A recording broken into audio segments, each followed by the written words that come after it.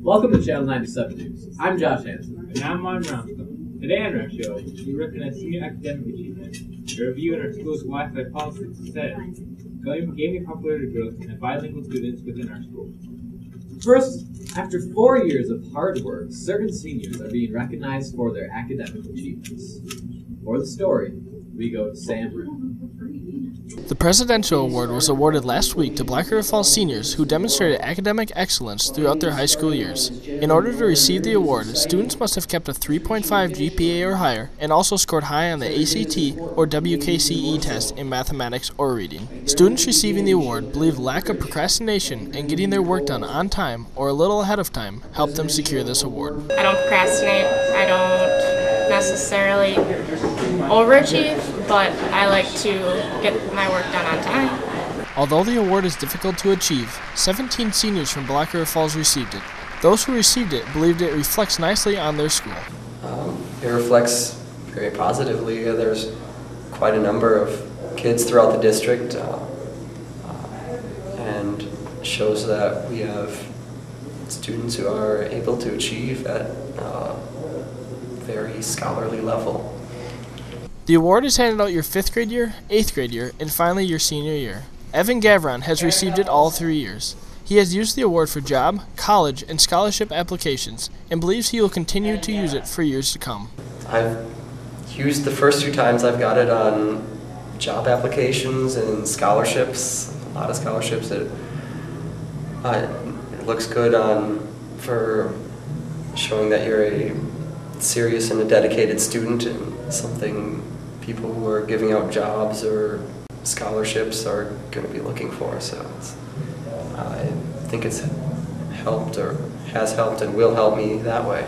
The requirements necessary to complete and to receive the award are mildly difficult, but Tim Nortman, award recipient, believes hard work is the key.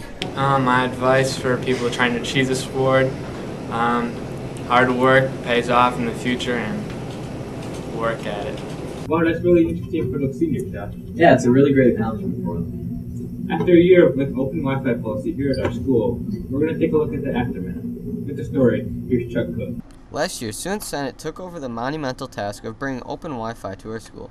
After a long struggle, it passed, and this year, for the first time in the history of Black River Falls education, students could use their wireless devices in school. Now with 1 year under its belt, the Wi-Fi policy is being reviewed. Senior Tyler Bew weighs in. Yeah, often I'll find myself, when I look at a word on like a handout and I don't recognize the word, I'll look that up and find out what the definition of it is. Principal Tom Chambers was instrumental in bringing the Wi-Fi policy to our school, and he says that students need to be taught how to use it. And I think the important thing is for us as educators to teach kids how to use it effectively.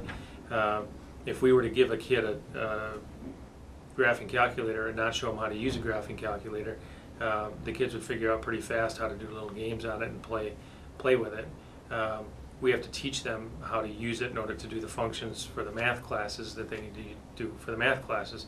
It's the same thing with an electronic device and websites and social media sites. We need to teach kids how to use it appropriately and effectively to communicate and hold them to that standard and make them use it for that and not allow them to use it for things that are distracting from education. So, Chambers gives his opinion if students have been responsible with the Wi-Fi. Pleased with the students who are using it responsibly and want to plead to the students, to all the students, to make sure that you use social media all the time responsibly and don't use it to bash people, don't use it to bully or to demean or put down people, but use it as the communication tool that it is to connect with people and create relationships that are positive and not negative. The Wi-Fi policy has been a major change in how our school is run, and these are just a few people's opinions. Now it's your turn to voice yours. Tell your student center your opinion on the Wi-Fi policy and any changes you would like to see. Thanks, Chuck, for that story. Now we go over to Sam Ritt with sports. The Tiger baseball team had 3 games this week as they started out in Viroqua and topped the Blackhawks 8-2. They were back in action Tuesday night and beat Sparta 10-6. The Tigers made a clean sweep for the week, finishing off GET 5-4. The softball team traveled to Luther on Monday night and fell to the Knights 1-5. The tennis team traveled to Pacelli and Lacrosse Aquinas and were swept by both teams 7-0. Yep. Get him. On your left. Are we on? Are we on? Just like us, as gaming rises in popularity, kids started to pick it up. For this story, we now go to Thomas Kenyon. With gaming consoles lowering in prices, people are starting to pick up the controller and start playing. Started gaming about 7 years ago. I started gaming probably when the first Xbox came out. That's when I first started gaming. Okay. Senior, Houston Mann started a game to get a little closer with his friends. Started gaming because I thought it would be a good way to communicate with my friends and just have some fun, I guess. Millis plays in his man cave, while Mann plays in his basement. I usually game in the man cave in my basement or else in my room. Okay. Majority of my game sessions take place in my basement on my nice comfy couch. When Mann is playing Xbox, he loves to play FIFA, while Millis, on the other hand, is more of a shooting type player, so he plays MW3. Favorite game would be FIFA, because soccer's a lot of fun. I didn't know you spoke 2 languages. I sure do, just like some other students in our school who are bilingual. For the story, we now go to Martin Roundstone. Bilingual can be defined as someone who knows 2 or more languages, but learning a language can be a very challenging and difficult task. I would say in the first months it was pretty hard because I started out playing football here and I didn't really understand what's going on most of the time. But I kind of learned it without knowing it. I just started learning it. And I think I'm a lot better now. While learning a new language can be very difficult, moving from one country to another one, back to the original country can add extra difficulty. Well, I was growing up. I was in LA. I was born in LA, so I was in in a Spanish neighborhood, a Mexican neighborhood, kind of Latino-ish. And I went to a school that was it was an English school. It was a regular school, but then we moved to Mexico, and then I went to a Spanish school, and then we moved back to the U.S. and then I went to an English school again. So it was Spanish and then English. So it was really hard for me to learn English here. So and then just progressed over time, and then I learned. While learning a new language can be very difficult and time-consuming, it does bring certain advantages to that specific person. It is an advantage because, well, you get to help other people for their homework in Spanish class and stuff.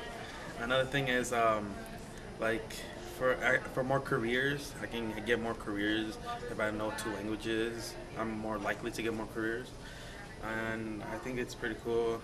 I don't really need to take Spanish class. If I wanted to, I can, but I don't really need to take it. While knowing another language can be very helpful, one of those advantages that it brings is knowing what someone is saying from another country. Helping me, I think it does help, when we have foreign exchange students and in classes, it helps when someone says, oh, well, what does this mean in Spanish, or it just helps. Sometimes knowing a new language can be very helpful, but sometimes you start losing grip on what you already knew about another language. Growing up, I learned Chinese right away, but then when school started, I started learning English, so little by little, my Chinese was fading away, but I still know it. So remember, if you want to learn just some new words or improve your vocabulary, try learning a new language. That was a very cool story. That was a very bien story. Yeah. That was great. Alright, with Channel 97 News, I'm Josh Hansen. And I'm Martin Roundstone. Have a very bien evening, Niagara Falls.